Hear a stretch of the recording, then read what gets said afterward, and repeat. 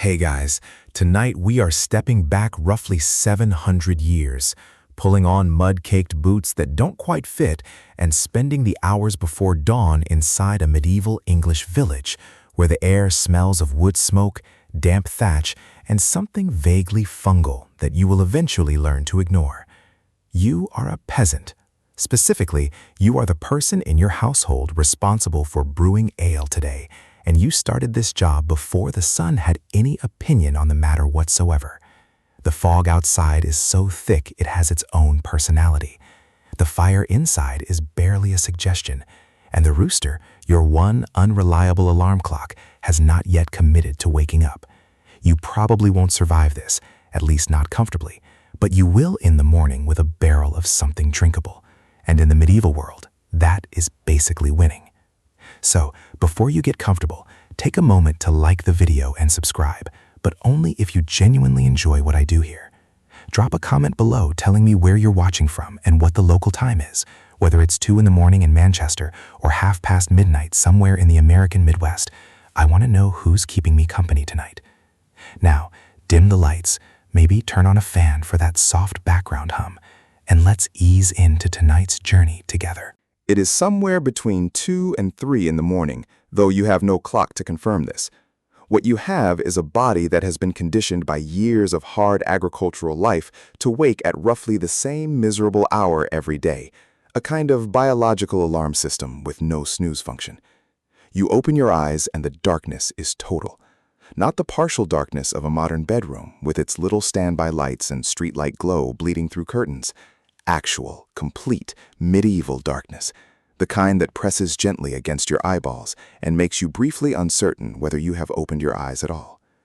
You are lying on a straw pallet on the floor, and the straw has seen better centuries. Your blanket is wool, heavy and slightly scratchy, and you share your sleeping space with at least 2 other family members, possibly a younger sibling whose feet are inexplicably near your face, and, depending on the season and the generosity of your local customs, maybe a goat. The goat is warmer than the sibling, for what it's worth. The cottage around you is a single room, or perhaps 2 if your family has done reasonably well for themselves. The walls are wattle and daub, a mixture of woven sticks plastered with a combination of mud, straw, and animal dung, and while this sounds deeply unpleasant by modern standards, it is actually a surprisingly effective insulator. Historians still argue whether the average peasant cottage was as uniformly squalid as Victorian Romanticism later painted it, with some recent scholarship suggesting that interior arrangements were more purposeful and even, in their own way, dignified than the popular image allows. You find this comforting, in theory, even if right now the floor is cold and the straw is poking you somewhere sensitive. You sit up slowly, because moving fast in the dark when you are surrounded by sleeping bodies and low furniture is a reliable way to have a terrible morning before the morning has technically begun. Your eyes adjust, or rather they try to, finding almost nothing to work with except the faint, dying orange pulse of last night's hearth fire, banked low to keep coals alive through the night. That ember glow is your entire navigational system right now. You fix your eyes on it like a sailor fixing on a star, and you begin to move. The floor beneath your bare feet is packed earth, cold and slightly damp near the edges of the room where the daub wall meets the ground. You step carefully, arms half extended, breathing through your nose, because the air in here is a dense mixture of smoke, animal warmth, human sleep, and something brewed and fermented from earlier in the week that lingers pleasantly at the back of your throat. You are used to this. You barely notice it anymore, the same way people who live near bakeries stop smelling bread after a week. You find your rough linen undershirt by feel, pull your outer wool tunic over it, wrap your legs in cloth strips that serve as stockings, and locate your shoes. Simple leather, resoled more than once, soft in the wrong places and stiff in others. Dressing in the dark is a skill you have perfected through years of practice, and you accomplish it in under 2 minutes without waking anyone, which is its own small triumph. The hearth is your first destination. You crouch beside it, your face close to the coals, and feel the warmth push back against the cold air that has settled in the room overnight. You blow gently, steadily, the way your mother taught you, not in impatient puffs, but in one long, controlled breath, feeding the coals oxygen without scattering the ash. A small tongue of flame appears. You nurse it with a pinch of dragged moss and a curl of thin wood shaving kept ready in a clay pot beside the fire, and within a few minutes you have something that could legitimately be called a fire, which puts you ahead of where you started. Today is a brewing day, which in the rhythms of medieval village life is not a casual or spontaneous decision. Ale is not a luxury here. It is nutrition, hydration, and social currency rolled into one cloudy, low-alcohol liquid. The water in your village well is not reliably safe to drink on its own. The mild fermentation of ale kills enough of what might harm you to make it the safer daily option, especially for children.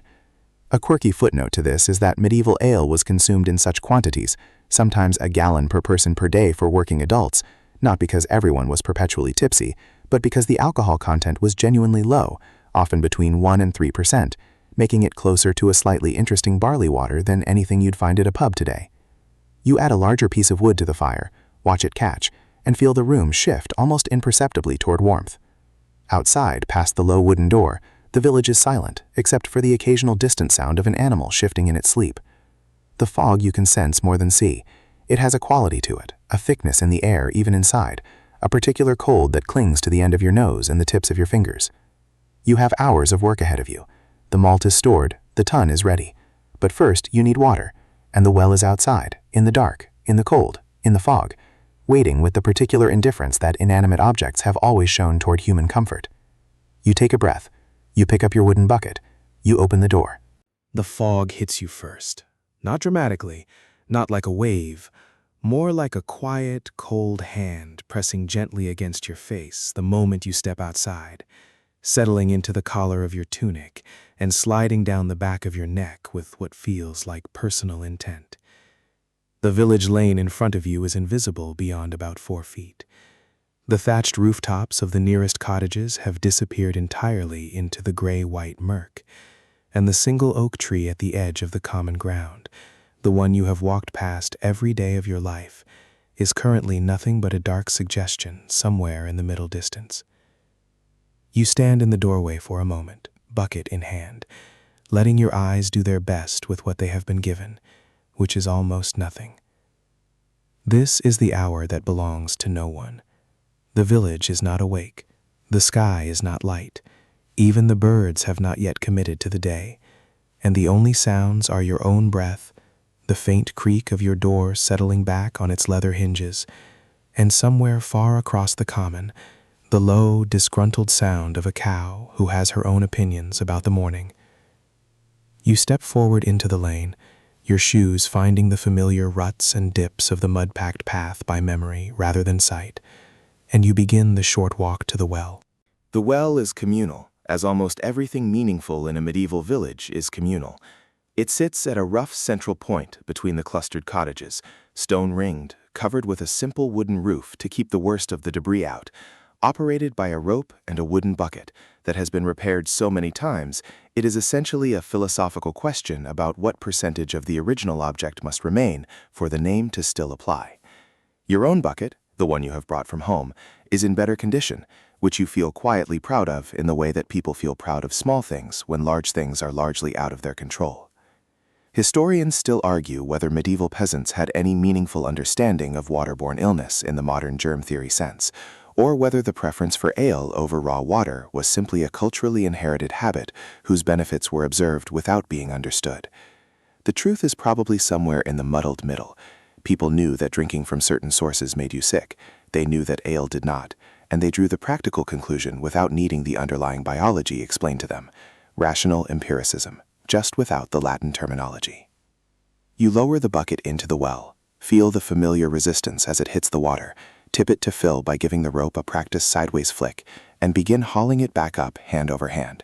The rope is cold and slightly damp and leaves a reddish impression across your palms. This is not a task that requires thought, which is fortunate because at this hour your brain is operating on roughly the same power level as the dying coals you left behind in the hearth. You haul. The bucket rises. You transfer the water to your own bucket. Lower again, haul again. You need several trips worth for a proper mash, and you have factored this into your morning without thinking about it consciously, the way experienced people factor in all the tedious logistics of familiar work. On your second trip back to the cottage, you pause. Not for any dramatic reason. Your shoe has found a particularly aggressive rut in the lane, and you stop to recover your balance and not spill the water, which would mean going back to the well, which is not an outcome you are prepared to accept.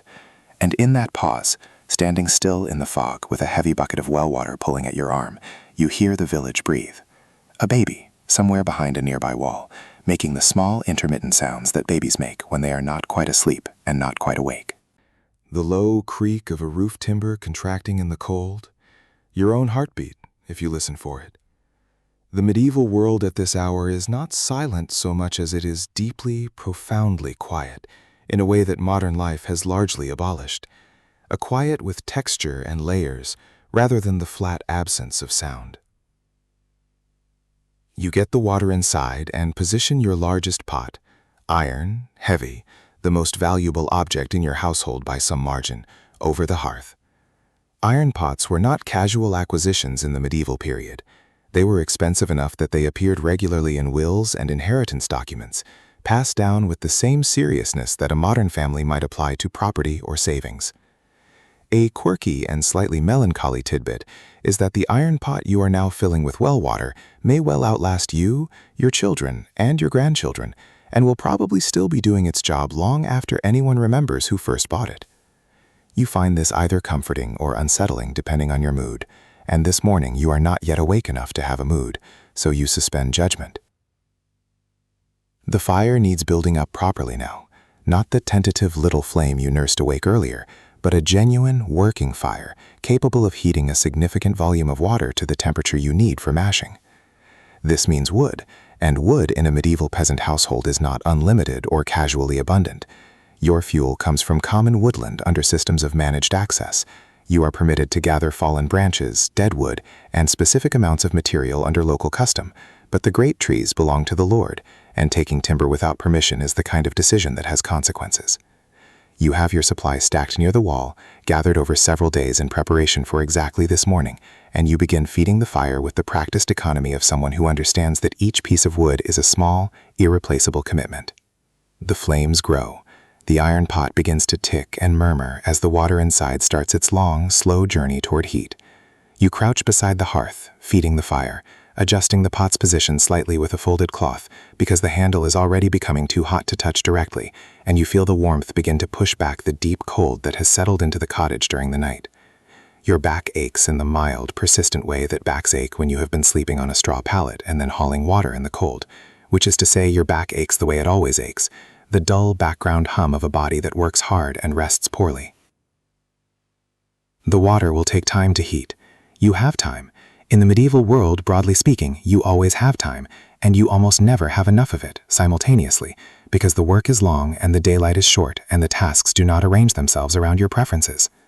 But right now, in this particular pre-dawn pocket, with the fire building and the water beginning to warm and the fog pressing soft and white against the single small opening that serves as your window, you have a moment of something that is not quite stillness, but is adjacent to it. You sit back on your heels. You watch the fire. You breathe. The malt is waiting, but the water is not ready yet, and there is nothing to be done about that except wait, which is in fact one of the oldest and most underappreciated skills in the entire history of brewing. The malt has been ready for days, which is itself a story. Barley does not arrive at your door in a convenient brew-ready state. It arrives as grain, and before it can give you the fermentable sugars you need for ale, it has to be malted, a process that begins with soaking the grain in water until it starts to germinate, then drying it over heat to stop the germination at precisely the right moment, locking in the enzymes that will later convert the grain's starches into sugars during the mash. You did not do this part yourself this week. The malting was done several days ago, spread across the floor near the warmth of the hearth, watched over with the particular attention that experienced brewers give to things that can go quietly wrong if you look away at the wrong moment. The result is a pile of cracked, slightly sweet-smelling modified barley, stored in a sack near the wall, and this morning it is the center of everything. You bring the sack closer to the hearth and open it, and the smell that rises is one of those smells that is difficult to describe to someone who has never encountered it. Slightly sweet, faintly earthy, with something almost nutty underneath, and a warm quality that seems to belong more to the idea of bread than to anything you would recognize as beer. You put your hand in and let the cracked grain run through your fingers, checking it by touch and smell the way you were taught, looking for anything that feels wrong. Too damp, too dry, smelling of mold or sourness. It feels right. It smells right. You allow yourself a small, private moment of satisfaction that nobody else is awake to witness. The wooden tun, your mashing vessel, sits near the hearth where you positioned it last night. It is a large, barrel-staved container, slightly battered, dark with years of use, and stained along the inside with the ghost colors of 100 previous batches. It smells, even empty, of old fermentation, a deep background note of yeast and grain and thyme that has soaked so thoroughly into the wood that no amount of cleaning will ever fully remove it. Historians still argue whether this persistent microbial residue in medieval brewing vessels was a liability or an accidental asset. The wild yeasts and bacteria living in the wood of a well-used tun may have contributed to the consistent fermentation of ale even before brewers fully understood what yeast was or that it existed as a distinct living organism.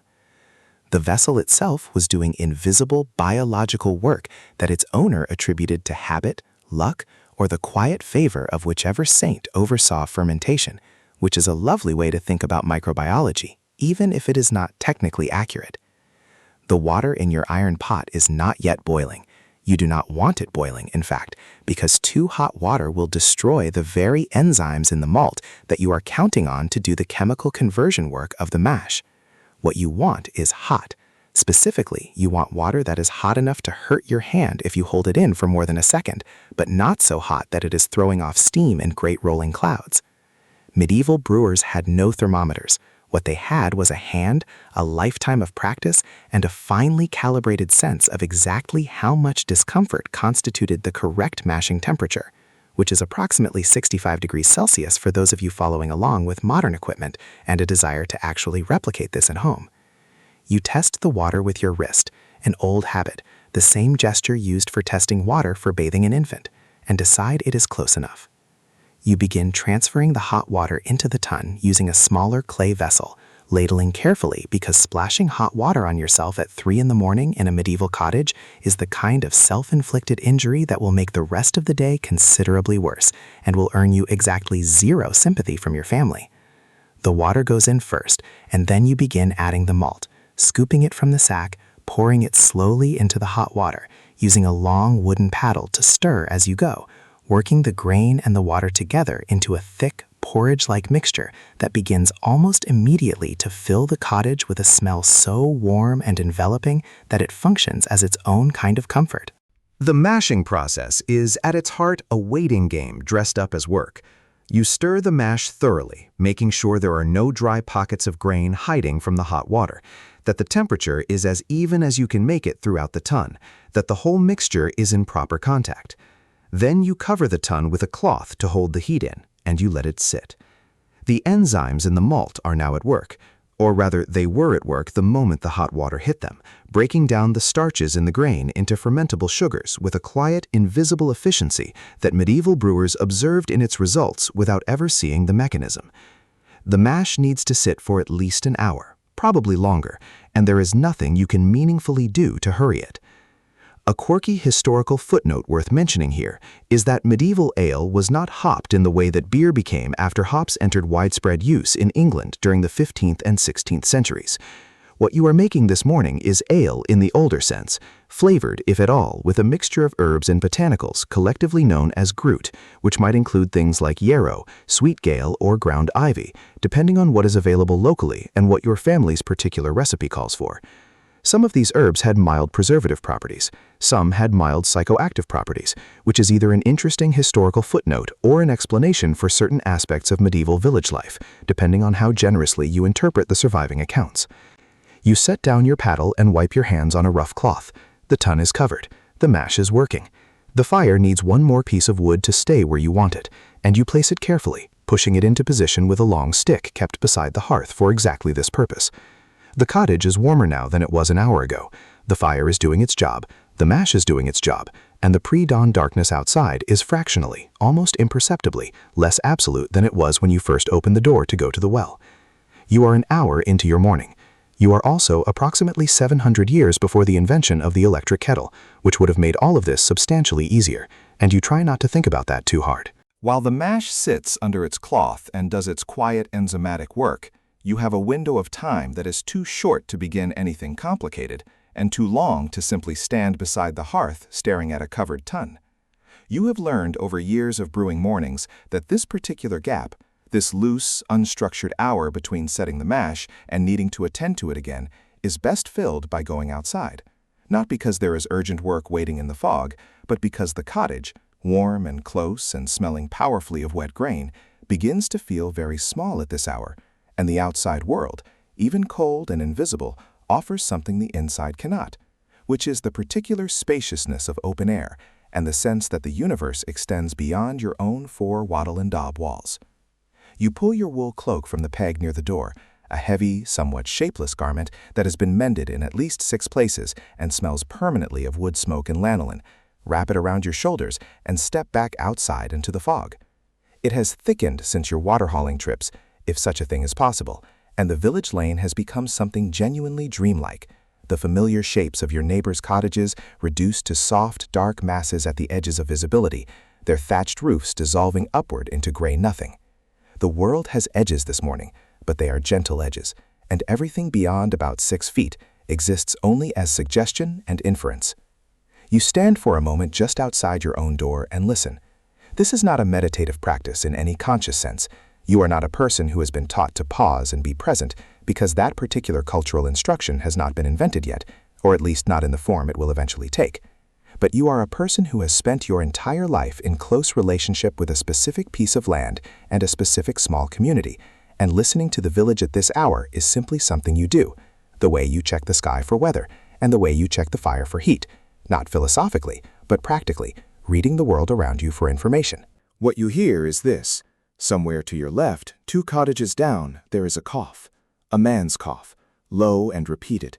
The kind of cough that has been going on for weeks and that everyone in the village has privately catalogued and is quietly waiting to see resolve itself one way or the other. Medieval village communities were extraordinarily attuned to each other's physical states in ways that modern life, with its privacy and its separate dwellings and its tendency to spend illness behind closed doors, has largely dissolved. You knew your neighbor was unwell before he likely admitted it to himself, because in a community this small and this interdependent, the health of each person is in some real sense the business of everyone. Historians still argue whether the social cohesion of medieval village life represented a genuine community solidarity or a surveillance culture born of necessity and proximity, whether the watchfulness was warmth or something more complicated. The honest answer is probably that it was both, simultaneously and inseparably, the way most genuinely human things tend to be when you look at them closely enough. From the direction of the common, you hear the chickens beginning to stir, not the full-throated morning chaos that will arrive with actual light, but the preliminary murmuring, soft, exploratory clucks from birds who are testing whether it is yet worth committing to the day. A goat bleats once, sharply, and then falls silent, apparently deciding against further comment. Somewhere beyond the common, in the direction of the miller's house, a door opens and closes, and you hear footsteps in the lane. Someone else up early, moving with purpose through the fog, their shape never quite resolving into clarity before the sound of them fades again. You do not call out. At this hour, in this fog, people moving through the village before dawn are understood to be about their own necessary business, and the courtesy is to let them be. The fog itself is worth a moment of attention, because it is not merely a weather condition this morning, it is a presence. It sits in the low places, thicker along the lane where the ground is damp, thinner near the walls of the cottages where the stored warmth of yesterday's fires pushes back against it slightly. It muffles sound in a way that is not silence, but is a transformation of sound. The distant cow you heard earlier is now a different kind of distant, softer and more uncertain, as if the cow herself is not entirely sure she exists this morning. Medieval people had a rich relationship with fog and mist that modern meteorology has somewhat flattened. The old vocabulary for different kinds of fog, for different qualities of murk and har and roke, was more varied and specific than what most people reach for today, because people who lived without electric light and worked outdoors had practical reasons to distinguish between the fog that would burn off by mid-morning and the fog that would sit all day and make everything damp and miserable. A quirky historical footnote that seems appropriate here. Medieval peasants in foggy regions sometimes attributed persistent low mist to supernatural causes, boundary conditions between the ordinary world and something else, liminal zones where the usual rules were slightly suspended. You do not necessarily believe this in any formal theological sense, but standing in your village lane at 3-something in the morning, wrapped in fog so thick you cannot see your own gate, you find the idea at least emotionally coherent. The fog does feel like something this morning. It feels like the world pausing between one version of itself and another. Your nearest neighbor's door opens, and a woman leans out, older than you, broad-shouldered, with the efficient movements of someone who has been awake longer than you have and has already accomplished more. She sees you standing in the lane and gives a short nod of acknowledgement, the kind of nod that communicates a complete sentence. I see you, I know what you're doing, carry on. She has a bucket in her hand. She is apparently also hauling water this morning, or returning a bucket from having done so, and the two of you exist briefly in the same gray space, with the mutual understanding of people who share a life organized around the same rhythms and the same relentless, recurring demands. She pulls her door closed. You stand a moment longer. The fog shifts almost imperceptibly, the way fog does when there is the faintest suggestion of air moving somewhere far above it. And for just a second, the dark shape of the oak tree on the common resolves slightly, its lower branches becoming briefly visible before the gray closes back over them. A small thing. But in a world where most of what you experience is determined by conditions entirely outside your control, weather, harvest, the health of your animals, the demands of your lord, the particular mercy or severity of the season, small clarities carry their own weight. You adjust your cloak. You turn back toward your door. The mash has been sitting for close to 30 minutes, which means you have another 30 to 40 before you need to begin checking it seriously, and the fire will want attention soon. The outside world has given you what you came for. Not warmth, not information exactly, but the particular quality of having been outside in the dark and the fog and the quiet, and having found it bearable, which is its own form of readiness. You go back inside. The cottage smells of mash and wood smoke, and the warm, faintly sweet exhalation of sleeping family members, and after the cold clarity of the fog, it feels almost extravagantly cozy, which is not a word you know, but is absolutely a sensation you recognize. You add wood to the fire. You check the cloth over the tune without lifting it, just pressing your hand to the surface to feel if the heat underneath is still holding. It is. Good. Everything is proceeding at exactly the pace that everything in the medieval world proceeds, which is to say slowly, deliberately, and entirely without regard for your preferences. The mash has done its work. You know this not because a timer has gone off or an app has sent you a notification, but because enough time has passed. You feel it in the way experienced practitioners of any slow craft feel the passage of necessary time, a bodily knowledge accumulated through repetition rather than measurement. You lift the cloth from the tun carefully, folding it back from the near edge first, so the condensation that has gathered on its underside runs back into the mash rather than onto the floor, and a great warm cloud of sweet-smelling steam rises into the cold cottage air and disappears against the low ceiling. You lean over the tun and breathe it in. It smells right. It smells the way it is supposed to smell at this stage, deeply sweet, grainy, with something almost caramel underneath that tells you the enzymatic conversion has gone well and the malt has given up its sugars willingly and completely. Now begins the sparging, which is the process of rinsing the spent grain bed with additional hot water to extract as much of the residual sugar as possible before you discard the grain. You have more hot water ready. You put it on while you were outside in the fog before you came back in, a small act of forward planning so habitual it barely registered as a decision. Medieval brewing was full of these overlapping preparations, tasks staggered and nested inside each other so that nothing was ever truly waiting on nothing. While one thing rested, another was heating, and while that heated, a third was being prepared, an intricate domestic choreography that kept the process moving without requiring you to rush at any single point.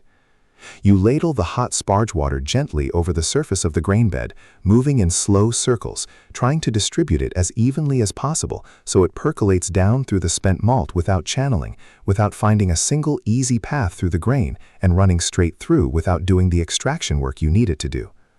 Underneath the tun, positioned carefully, is a second vessel receiving the runoff, the wort, the sweet liquid that is the foundation of your ale, draining slowly through a rough filter of straw packed into a hole at the tun's base.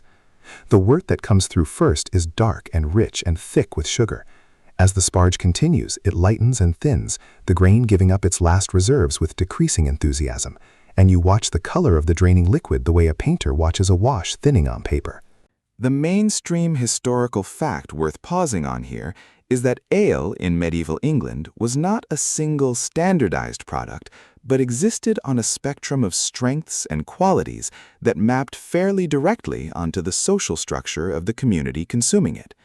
The first, strongest runnings of wort produced what was sometimes called the best ale or double ale, richer, more nourishing, reserved for adults doing heavy physical labor or for special occasions. The weaker subsequent runnings produced small ale, the everyday drink of children, the elderly, and anyone who needed hydration without significant caloric punch. What you are making this morning falls somewhere in the middle of that spectrum, a batch designed for general household use, nourishing enough to matter, weak enough that everyone can drink it through the day without the afternoon becoming philosophically complicated. A quirky footnote to all of this is that the spent grain left in the tun after sparging was not wasted. Nothing in a medieval peasant household was wasted in any meaningful sense, because waste was a luxury that required surplus, and surplus was not reliably available. The spent grain went to animals, usually pigs or chickens, who ate it with the enthusiastic gratitude of creatures who have not been told it is a byproduct and therefore have no opinion about its secondary status. The pigs, in particular, apparently found fermented spent grain extremely agreeable, which is either endearing or concerning, depending on how much you anthropomorphize livestock. The wort has collected. You move the full vessel to the hearth and begin the boil, which is less dramatic than it sounds. You are not looking for a rolling, vigorous boil, but rather a sustained, gentle simmer that will concentrate the wort slightly, drive off certain volatile compounds that would otherwise leave unpleasant flavors in the finished ale, and allow you to add whatever flavoring herbs your household recipe calls for. You reach for the small bundle of dried herbs hanging near the hearth, yarrow most likely, possibly some other additions whose names and proportions are carried in your memory rather than written anywhere, because you cannot read, and neither can anyone else in your immediate household, and the recipe exists as embodied knowledge passed from the person who taught you to brew to you, and will pass from you to whoever you teach in turn, an unbroken chain of practical wisdom that never needed to be written down because it never needed to be communicated across distances or time greater than one human generation. Historians still argue whether the oral transmission of craft knowledge in pre-literate peasant communities was a vulnerability, knowledge lost when a practitioner died without passing it on, or a remarkable resilience, the information distributed across dozens of minds in a community rather than centralized in any single document that could be lost, damaged, or simply locked away in a monastery where no one brewing ale would ever encounter it. Both arguments have merit. You are not thinking about either of them. You are watching the wort begin to move in the pot, small convection currents forming below the surface as the heat builds, the liquid shifting from still to subtly alive. You add the herbs. The smell that rises is complex and strange, the deep sweetness of the wort meeting the dry, slightly medicinal sharpness of the yarrow, the two smells negotiating with each other in the warm air above the pot, and arriving at something that is neither but contains both. You stir once, gently, and then you settle back. This is the long part. The boil will take the better part of an hour, possibly longer, and it requires your presence without requiring your constant action. You need to tend the fire, keep the simmer steady, watch for any sign that the liquid is reducing too fast or not fast enough, skim off any foam that rises. But mostly you need to sit and watch and be present with the slow, patient work of heat and time, doing what heat and time do when you give them the right conditions and get out of their way. The cottage is warm now, genuinely, thoroughly warm, in a way it was not 2 hours ago when you first opened your eyes in the cold dark. The fire is settled and steady, the kind of fire that knows what it is doing and no longer needs constant encouragement. The wort simmers with a low, rhythmic sound, soft and repetitive, almost like breathing. Your family is still asleep behind you, the quiet sounds of rest barely audible beneath the gentle noise of the pot. Outside, the fog is still thick, but somewhere above it, somewhere above the thatch and the oak tree and the cold gray sky, the sun is beginning its own slow preparation for the day, not yet visible, not yet felt, but present in the way that inevitable things are before they arrive. And here, in this warm cottage, beside this simmering pot, wrapped in the smell of herbs and grain and wood smoke, you find yourself in a moment of something very close to peace. Not happiness exactly. Your back still aches, and the day ahead is long, and the ale may or may not turn out well, and there are 100 anxieties about harvest and health and the Lord's demands and the state of the roof that live permanently at the edges of your thoughts. But peace? Yes, in this specific moment, in this specific warm and fragrant space between the dark and the dawn.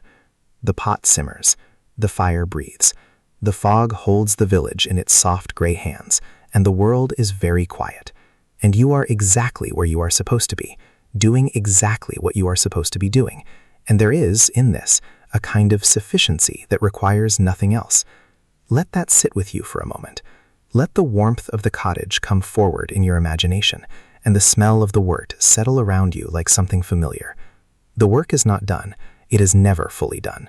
But this particular part of it is steady now, and steady is enough. You don't need to move. You don't need to decide anything. The fire knows what to do. The ale knows what to do. And you, sitting here in the warm half-dark of a medieval morning that is slowly, almost secretly, becoming something else, you can simply breathe and watch the liquid move in the pot and feel the particular quiet satisfaction of a person who started something in the cold and the dark and has brought it, carefully and patiently, to this. The herbs are in the wort is in the pot is on the fire, and the fire, steady and warm and entirely unhurried, is doing what fires have always done, turning the raw and the cold into something that sustains. Rest here a while. The dawn is coming, but it is not here yet, and the space between now and then belongs entirely to you. The boil is done. You know it the way you know all things in this craft, not by instrument or instruction read from a page, but by the look of the liquid, the way the foam has settled, and the surface has taken on a particular clarity, the smell shifting from sharp and herbal to something rounder and deeper, as if the wort has made a decision about what it wants to become and has quietly committed to it. You move the pot carefully away from the direct heat, using the folded cloth again to manage the handle, repositioning it to a slightly cooler part of the hearth, where it will begin the gradual process of cooling down to a temperature at which you can safely add the yeast. This cooling stage is, historically speaking, one of the most consequential and least glamorous parts of the entire brewing process. The wort needs to drop in temperature significantly before you pitch the yeast. Too hot, and you will kill the yeast outright, ending the fermentation before it begins and leaving you with a batch of sweet, unfermented liquid that will spoil within days. Too cold, and the yeast will be sluggish and reluctant, producing a slow and uncertain fermentation that may or may not give you a finished ale you actually want to drink. The target range is cool enough to be comfortable against the inside of your wrist, that same wrist-testing gesture you used for the mash water, the body itself serving as the thermometer, a tool you carry everywhere and never misplace. While the wort cools, you retrieve your yeast. This is not yeast from a packet purchased from a supplier with a standardized strain and a guaranteed cell count. This is yeast that has been living in your household, in various forms, for longer than you have been brewing. Medieval brewers maintained their yeast through several methods, the most common being the preservation of a portion of the previous batch's fermenting barm, the frothy, yeast-rich foam that rises to the surface of actively fermenting ale, kept in a clay pot, or dried onto a wooden stick, or held in a small cloth that could be dropped into the next batch to inoculate it. Your yeast lives in a covered clay pot near the hearth, kept just warm enough to remain viable, fed occasionally with a small amount of wort or flour to sustain it between batches. You uncover the pot and look at it. It smells sour and alive, a dense, yeasty smell with a sharpness underneath that tells you the culture is active and healthy. You have kept this particular yeast going for several years, through batches that worked well and batches that were merely adequate, and it has developed through that long, continuous cultivation a particular character that is specific to your household. Historians still argue whether medieval brewers consciously understood that they were maintaining a living culture of microorganisms, or whether the yeast was conceptualized entirely in other terms, as a mysterious gift, a fortunate property of certain vessels or certain batches, an inheritance whose mechanism was invisible, even if its effects were thoroughly reliable. The practical result was the same either way. Brewers knew to save the barm, they knew to keep it alive, and they knew that ale made with it would ferment, even if the word microorganism would have meant nothing to them. This is the moment where you step fully into the role of the alewife, and it is worth pausing on what that role actually meant in medieval England, because it was considerably more significant than the diminutive suffix might suggest to a modern ear. The mainstream historical fact here is that brewing in medieval England was, for most of its history, predominantly a female occupation. Ale production was domestic work, undertaken by women as part of the household economy, and the alewife was not a marginal figure, but a central economic actor in her community. She produced a commodity that everyone needed every day. She controlled its quality and its price, and she operated within a system of local regulation, the assize of ale, that attempted to standardize what she sold and for how much, with inspectors called ale-conners supposedly testing the quality of local ale by sitting in it, though historians debate how literally this testing method was actually practiced and how much of it is later embellishment. A quirky and somewhat poignant historical note is that the gradual shift from ale to hopped beer in England during the 15th and 16th centuries was accompanied by a corresponding shift in who controlled brewing. As the industry commercialized and scaled up around the imported hop brewing techniques brought by Flemish immigrants, production moved increasingly into larger, male-dominated commercial operations, and the domestic alewife began her long, slow disappearance from the economic landscape. What had been a female craft at the center of community life became, over the course of a few generations, a male industry at the center of commercial life, and the knowledge and status that generations of women had built into the role went with it, quietly and without much recorded mourning. You are not thinking about any of this as you ladle a small amount of the cooling wort into your yeast pot to begin warming the culture gently before pitching. This kind of historical perspective requires a distance you do not have, living inside the moment rather than looking back at it across centuries. What you are thinking about is practical and immediate, whether the wort is cool enough, whether the yeast looks sufficiently active, whether the covered fermenting vessel is clean and positioned where you want it. You test the wort against your wrist. It is warm but not uncomfortable, the kind of warmth that a bath reaches when it has been sitting for 10 minutes and is approaching perfect. You make the decision quickly, the way experienced practitioners make decisions they have made many times before, without drama or extended deliberation. You pour the yeast culture into the cooling wort, stirring it in with a circular motion, working it through the liquid until you are satisfied that it is evenly distributed. Then you transfer the inoculated wort into your fermenting vessel, a large wooden barrel, open-topped, positioned in a corner of the cottage, where the temperature is relatively stable and the draft from the door will not chill it. The fermenting vessel sits in its corner and asks nothing of you, which is a temporary condition you have learned not to trust too completely. For now, though, it is content, and that means you are free to turn your attention to the rest of the morning, which has accumulated a modest but insistent list of demands while you are focused on the brewing. The fire needs wood. The animals need feeding. There is mending sitting in a basket near the wall that has been sitting in a basket near the wall for 3 days now and has begun to develop, you feel, a quiet moral authority over you. The world outside the cottage, which you have been mostly ignoring in favor of mash temperatures and wort clarity, has been proceeding on its own schedule, and it is time to rejoin it. You add wood to the hearth fire first because the fire is the center of everything, and neglecting it is the kind of small mistake that compounds into a large inconvenience with remarkable speed. A fire that goes out in a medieval cottage is not merely an annoyance. Relighting it from scratch using flint and steel is a slow and genuinely effortful process, and borrowing a coal from a neighbor, while entirely normal and socially acceptable, is the kind of minor imposition that accumulates in the ledger of community obligation, the invisible accounting system by which medieval village life kept track of who owed what to whom. You have a comfortable balance in that ledger at the moment. You would prefer to keep it that way. With the fire settled and stable, you pull on your cloak again and step outside to attend to the animals. Your household keeps a small number of chickens, a goat, and possibly a pig depending on the season and whether last autumn's slaughter left you with a breeding animal or just winter provisions. The chickens live in a rough enclosure attached to the side of the cottage, a common arrangement that kept the birds close enough to benefit from the warmth of the dwelling while keeping them theoretically out of the dwelling itself, a boundary that the chickens observed with varying degrees of commitment. The mainstream historical fact here is that medieval peasant households were deeply integrated with their animals in ways that modern agricultural practice has entirely separated. The warmth of livestock was a genuine contribution to the thermal environment of adjacent human spaces, and the line between house and byre was often more administrative than physical. The chickens are awake now, properly awake in the way that chickens become awake all at once and with immediate enthusiasm, as if sleep is something that happens to them rather than something they choose, and they are mildly affronted by it each morning upon its conclusion. You scatter grain, the tail ends of last week's supply, supplemented with some of the spent brewing grain from this morning, which the chickens accept with the undiscriminating appetite that makes them, in their way, excellent recyclers of household byproduct. They crowd around your feet with the pushy confidence of creatures who have learned that you will not step on them and have decided to leverage this knowledge aggressively. You count them without thinking about it, a habit so automatic it does not register as a conscious act, and find the number correct. All present. Good.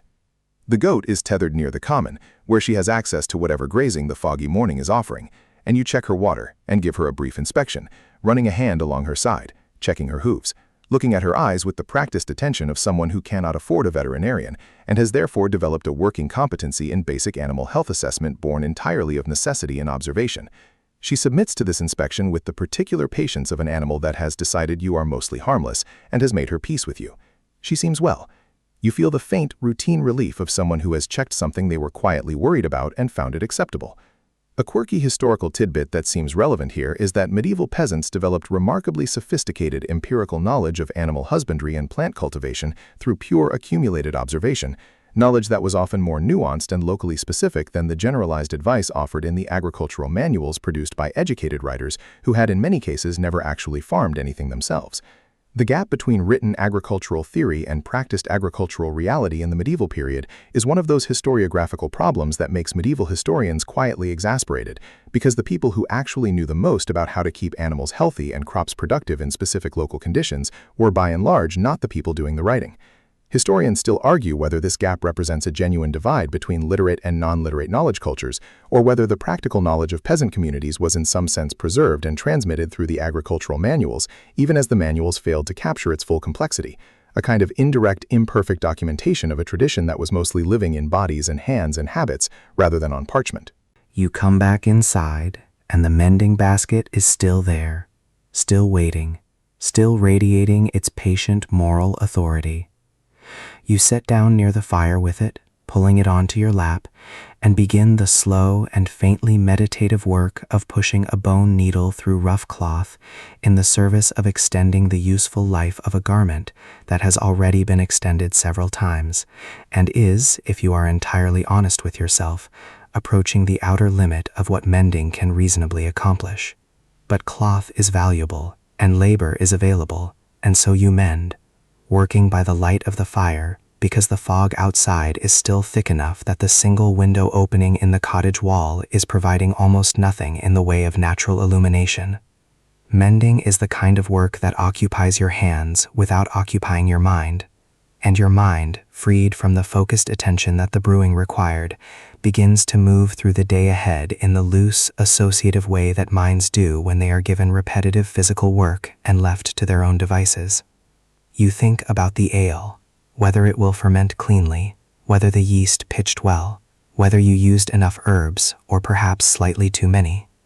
You think about the field, about the state of the soil in the section your family holds, about whether the weather looks likely to cooperate with the work that needs doing this week. You think about your neighbor's cough, the one you heard in the fog, and hope in a general, non-specific way that it resolves itself without spreading.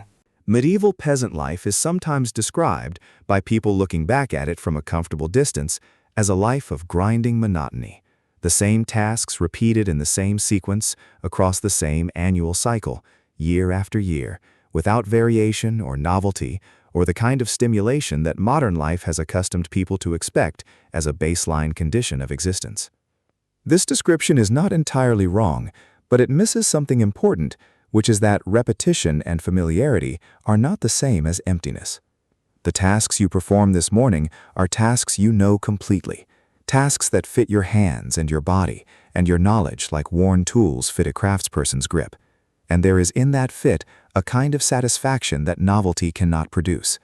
The deep, quiet competence of someone doing something they understand entirely, and doing it well. The needle goes through the cloth.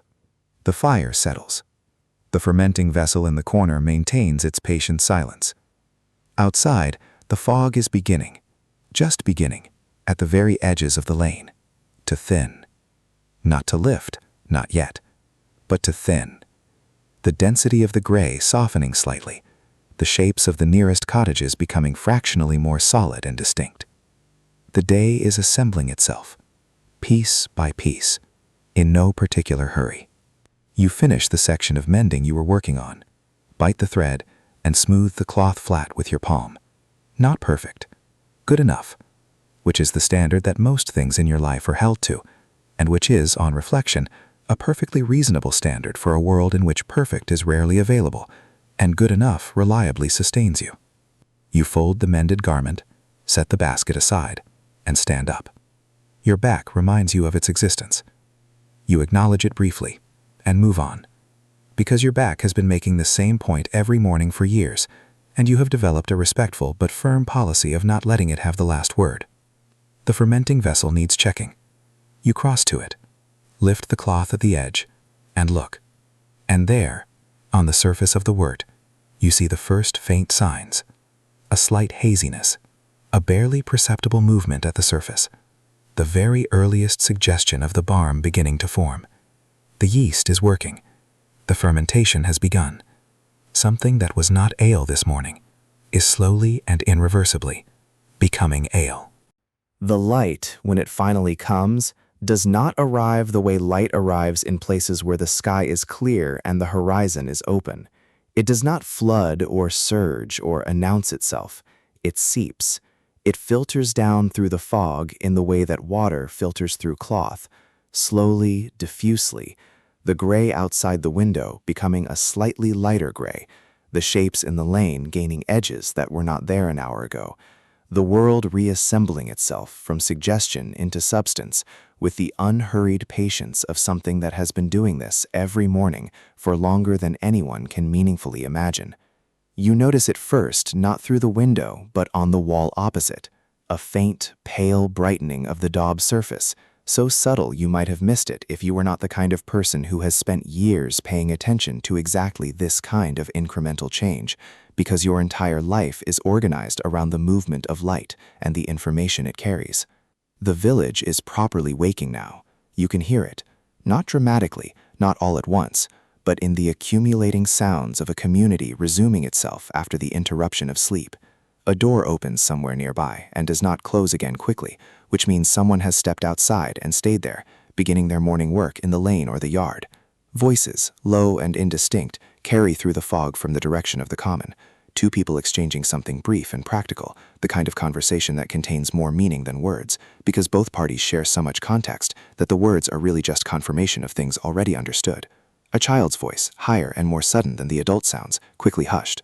The chickens outside your cottage have escalated from their earlier murmuring to something approaching full professional commitment, the morning chorus of creatures who have decided the day is definitively happening and wish to register their endorsement of this facted volume.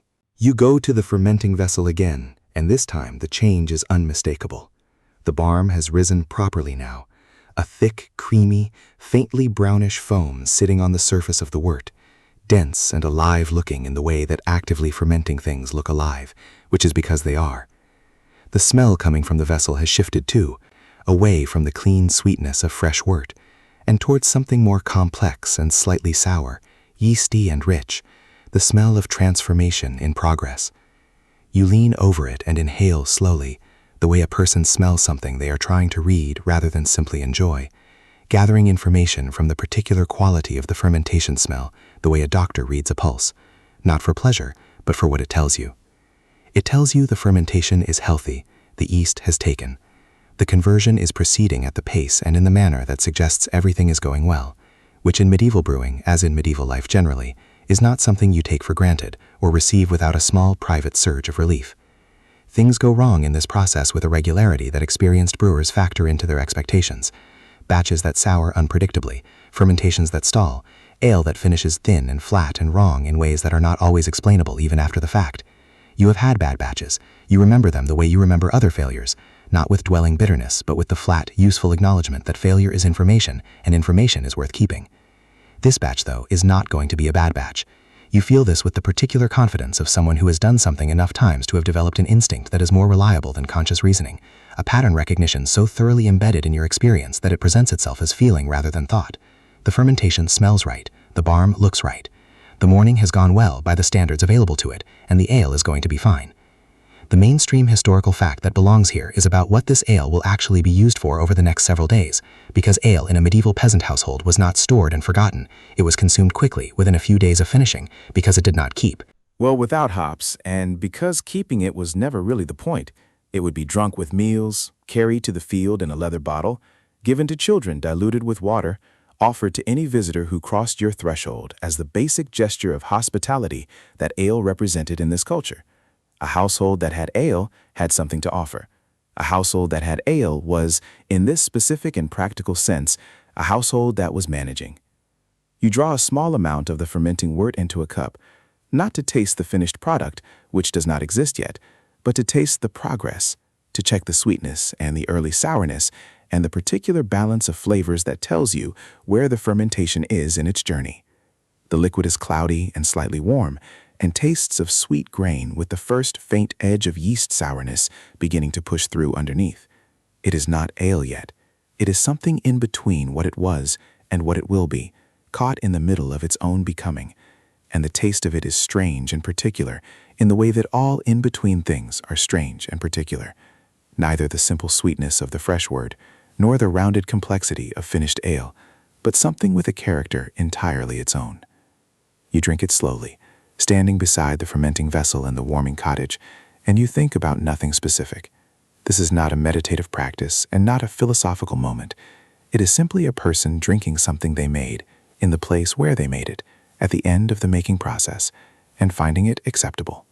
Finding it more than acceptable.